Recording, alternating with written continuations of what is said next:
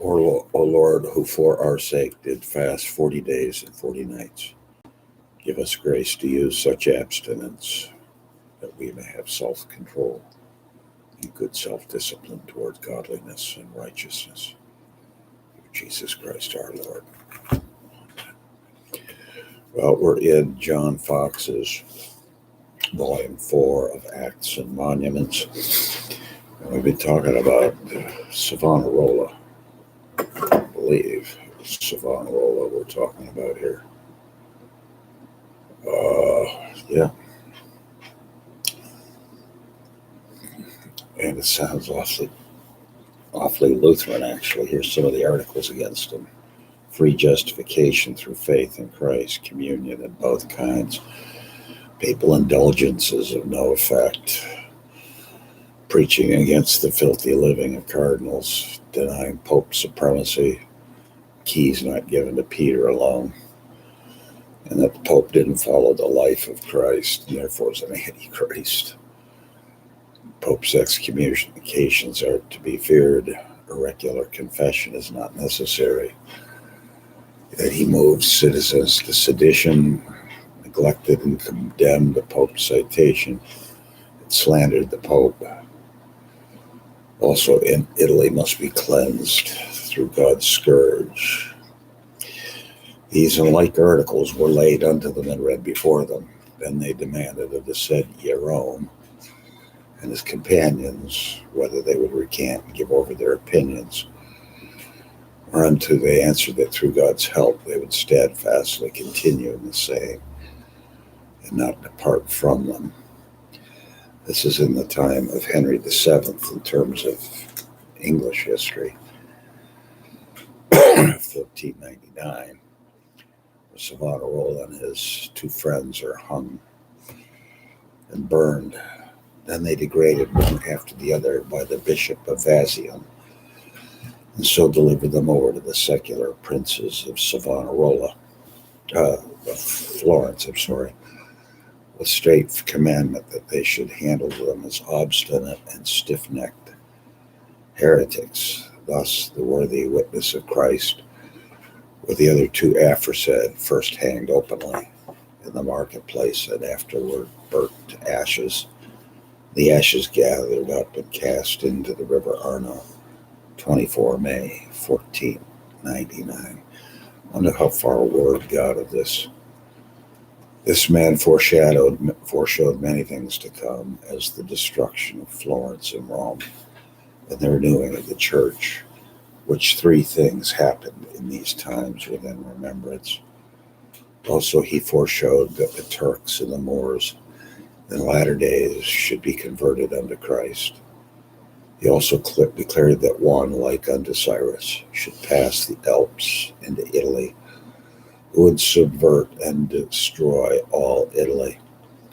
Whereupon Johannes Franciscus Picus, Earl of Mirandula, called him a holy prophet and defended him by his writings against the Pope. Is that Pico Mirandola? Different spelling. Many other learned men also defended the innocency of the said Savonarola. Mazilius Ficinus also, in a certain epistle, doth attribute unto him the spirit of prophecy, greatly commending and praising him. And like Philippus Comenius, a French historiographer, who had conference with him, witnesseth that he was a holy man, and full of the spirit of prophecy, forasmuch as he foreshowed unto them so many things, which in event proved true. There were besides these many others not to be passed over or forgotten, as Philip Maurice, an Irishman, professor at Oxford, who, albeit he was not burned, yet, as it is said, he was long time vexed and troubled by the religious rout, but would to God that such as have occupied themselves in the writing of histories, and have so diligently committed unto memory all other things done in foreign commonwealths, had bestowed the like diligence and labor in noting and writing those things which pertain unto the affairs of the church, whereby posterity might have had a fuller and more perfect understanding and knowledge of them. This Savonarola above mentioned suffered under Pope Alexander VI, of which Pope more leisure and opportunity shall hereafter, Christ willing, to treat. After we shall first make a little digression to treat of certain cases and complaints of the Germans incident in the meantime, which is they are not overpassed in silence, so can they have no time nor place convenient to be inferred. Antonius Flaminius, an Italian, for piety and learning famous in that age, wrote this epigram upon the death of Hieronymus Savonarola, which may thus be Englished: whilst flames unjust, blessed saint, thy body burn, weeping religion with disheveled hairs cries out and says, "Oh, spare his sacred urn. Spare cruel flames that fire our soul impairs." What complaints of the Germans? This is from 1499 to 1503. The Germans made and moved under the Emperor Frederick against the Pope's suppressions and exactions mentioned was made before, where also was declared how the said Germans at that time. What do you want? Were twice put back and forsaken of the emperor. They continued in the same yoke and bondage until the time of Luther, wherein that now cometh to hand, and we think it also good here briefly to declare how the said Germans in the time of Maximilian the emperor, renewing their complaints again, delivered unto the emperor 10 principal grievances, whereby the Germans had long been impressed, showing also the remedies against the same with certain advertisements unto the Emperor's Majesty. The 10 principal grievances complained of by the Romans, that the bishops of Rome, successors one to another, do not think themselves bound to observe and keep the bulls, covenants, privileges, and letters granted by their successors without all derogation, but by often dispensation, suspension, revocation, even at the instance of every vile person, they do gainsay and withstand the same. 2, that the elections of prelates are oftentimes put back. 3, that the elections of presidentships are withstood, which the chapter houses of many churches have obtained with great cost and expense, as the churches of Spire and Hasselt do well know, whose bull touching the election of their president is made frustrate, he being yet alive, who granted the same. 4, that benefices and great ecclesiastical dignities are reserved for cardinals and notaries.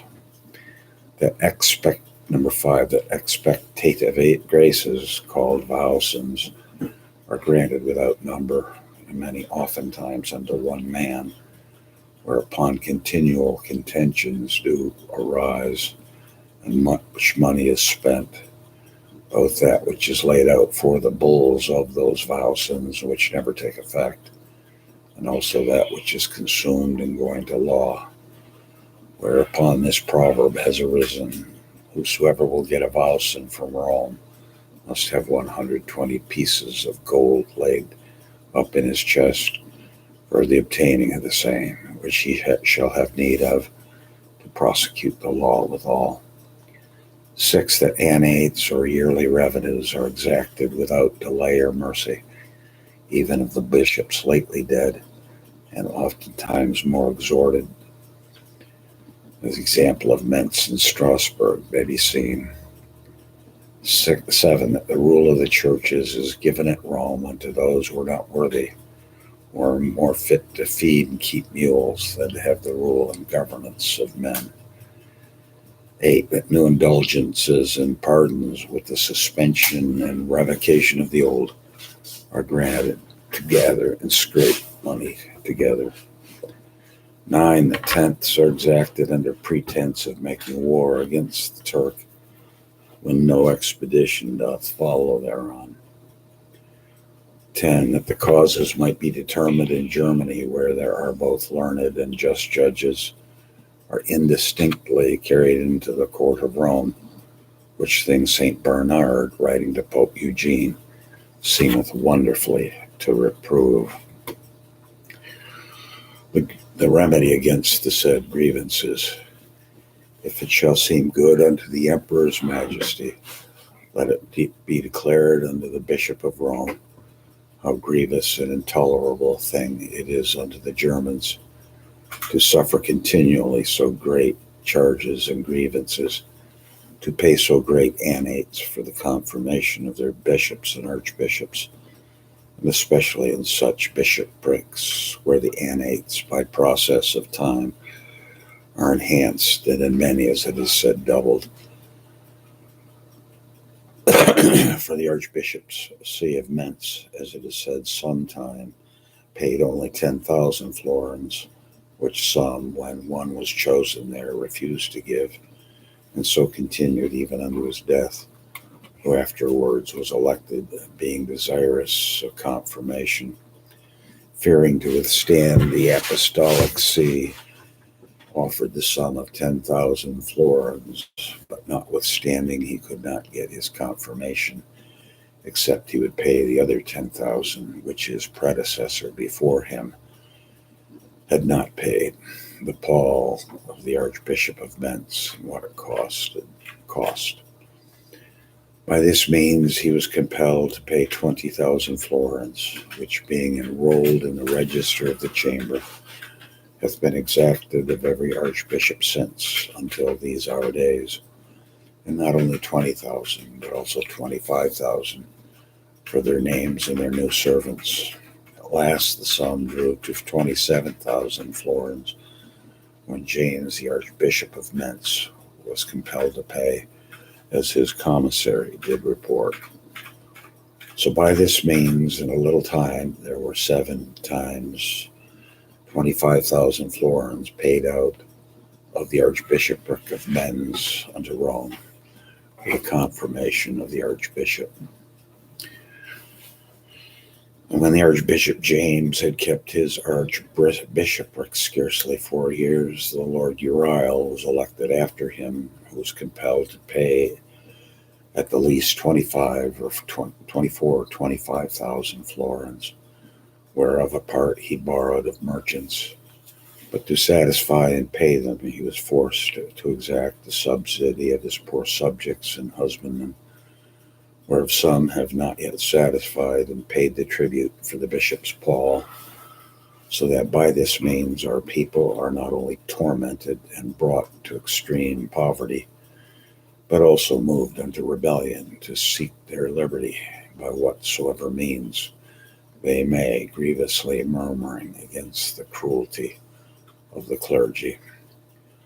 The Pope also should be admonished how that through divers and sundry wars and battles the lands of Germany lie desolate and waste, and through many mortalities the number of men diminished, so that for the scarceness of husbandmen the fields for the most part lie untilled, the toils are by divers means diminished, the mines consumed, and the profits daily decay, whereby the archbishops and bishops should pay their annates unto the apostolic see, besides their other necessary and honest charges, insomuch that not without just cause James, the Archbishop of Mentz, even at the point of death, said that he did not so much sorrow for his death as for that his poor subjects should be again forced to pay a grievous exaction for the pall.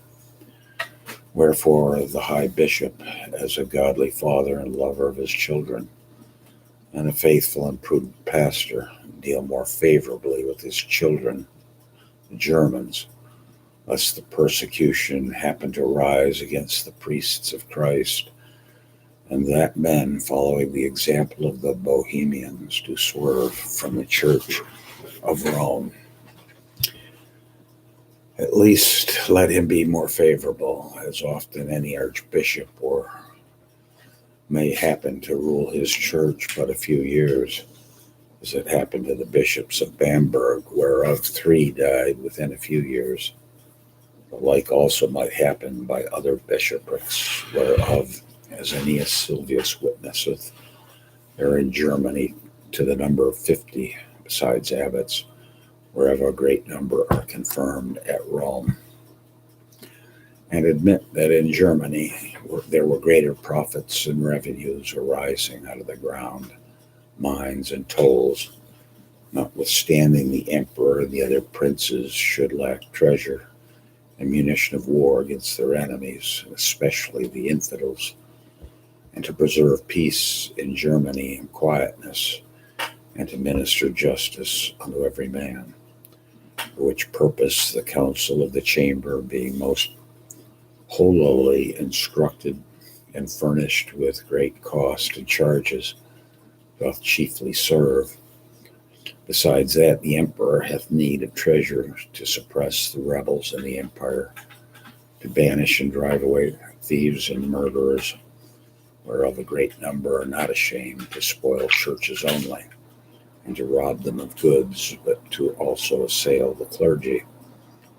Finally, our nation and country hath need of great riches and treasure, not only for the repairing of churches and monasteries, but also for hospitals for children that are laid out in the street, for widows, for women with child, for orphans, for marriage of the daughters of poor men, that they be not defiled, for such as have need and necessity, for the old and the weak, for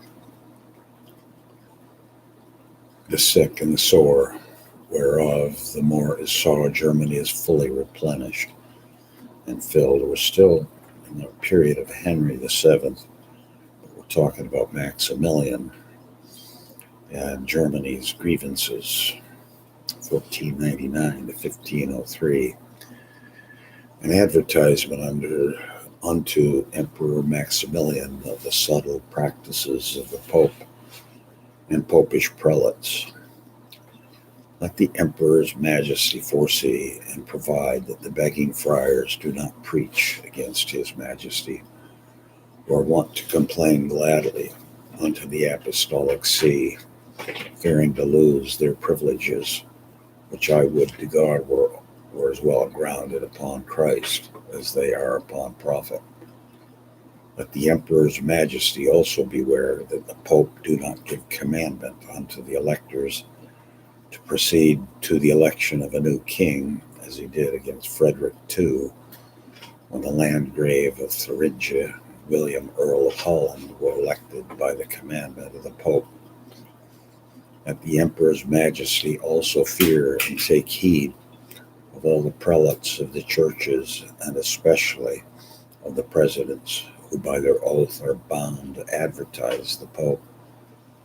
Let the Emperor's Majesty also fear and beware that the Pope do not take away from his subjects their obedience, and provoke the people bordering upon him to make invasion into the Emperor's dominions and Archduchy of Austria, which those men, under color of showing obedience under the Pope's commandment, be ready to do. The Pope's pretense of building St. Peter's Church in Rome. Let the Emperor's Majesty also take heed of the apostolic censures, from which the Pope will in no case refrain. Finally, let the Emperor's Majesty diligently foresee and take heed that the Pope do not persuade the people with the most subtle arguments, contrary to the pragmatical sanction, excusing himself and getting the goodwill of the simple, alleging that with great costs and charges he will repair the Church of St. Peter in Rome, and build in certain places against the Turks, and recover again the lands and patrimony pertaining unto the Church of St. Peter, as he is bound by his office. Therefore let your majesty diligently foresee and deliberate how through your most wise and discreet counsel, if need shall require, you will answer these subtleties of the Pope. A certain godly exhortation unto the Emperor's Majesty to redress the situation with the Church. Your Majesty can do nothing better, nothing more acceptable or more worthy of eternal remembrance than to moderate the great exactions and oppressions of the Germans, take away all occasion from the laity to persecute the clergy, also to take away the benefices out of the hands of the courtesans, who can neither preach, comfort, or counsel any man, of which benefices, as Aeneas Sylvius writeth, some are equal to the bishoprics of Italy, to increase God's honor and worship, so bridle the avarice and godliness of those courtesans, whereby your majesty may the better provide for the children of many noble and famous men and citizens in Germany, who being brought up from their youth in the universities, learning both the scriptures and other human letters, may without unquiet vexations and most sumptuous charges and contentions aspire to the ecclesiastical promotions, who by their counsels and prayers may be helps unto the whole church. For there is no small occasion why the realm of France should so flourish, having so many notable men in it.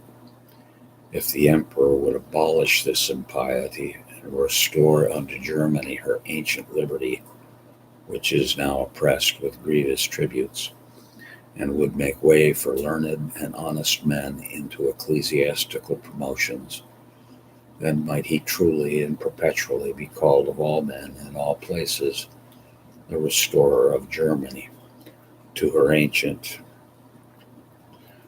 liberty and the father of his country, and should obtain no less glory thereby unto himself, and profit unto Germany, than if he had by force of arms subdued any province under them. And so Germany render no less thanks unto the said Maximilian than unto all the rest, who having translated the empire from the Grecians unto Germany, have resigned many years before. Hereafter ensueth a copy of a certain letter of the Emperor Maximilian, given out in manner of decree or commandment against certain abuses of the clergy, whereunto we have annexed the answer of Jacobus Celestadiensis unto the emperor's letters, an edict of the emperor. We, according to the example of our dearly father Frederick, Emperor of Rome, reverencing the chief pastor of the church and all the clergy, have suffered no small revenues of ecclesiastical dignities to be carried out in our dominion by the prelates and clergy that are absent, whose faults committed by human frailty with Constantine our predecessor we have not disdained to hide or cover. But forasmuch as through our liberality the decay of God's honor hath arisen, it is our part, who are elect unto the empire without any desert, to foresee that among all other affairs of peace and war, the churches do not decay, religion quail not, nor God's worship be diminished, which we have manifestly experimented and daily do perceive by the insatiable covetousness of some, who are never satisfied in getting of benefices, through whose absence God's honor and worship are diminished. Houses decay, churches decrease, ecclesiastical liberty is hurt, learning and monuments are lost and destroyed, hospitality and alms diminished by their insatiable greediness, such of the clergy as for their learning and virtue were worthy of benefices, and for their wisdom profitable in the commonwealths, are hindered and put back. Wherefore, according to the office and duty of our estate, for the love of the increase of God's honor, we exhort and require that no man from henceforth, having any canonship or vicarage in one city of our empire, shall occupy or possess a prebend in another's church of the same city, except he give over the first within a year's space unto the person fit and profitable for the church.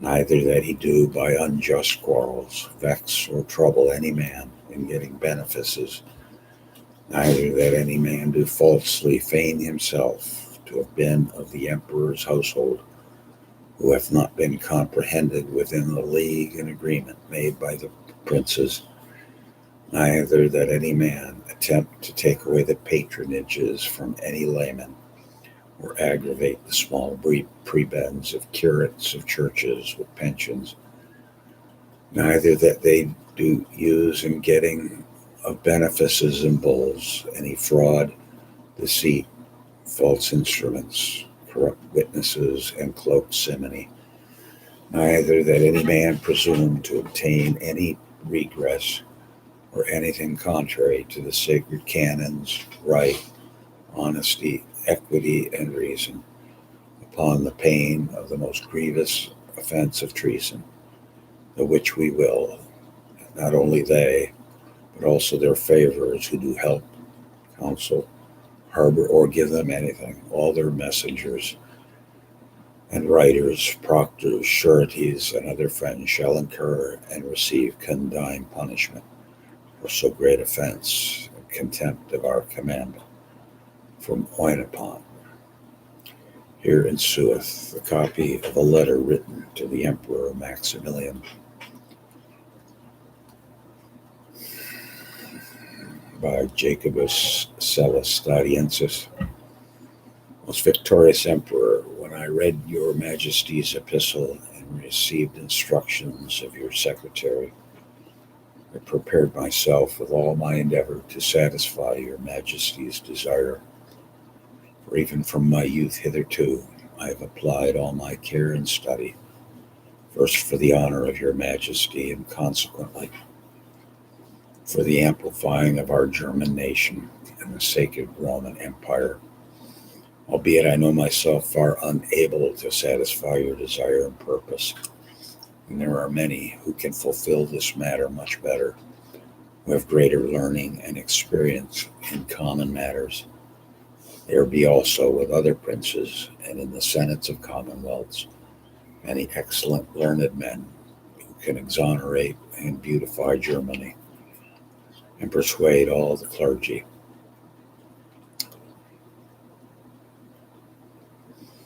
unto a Christian discipline, to unity and peace of the universal church. And here we will call this here. Glory be to the Father, Son, and Holy Ghost.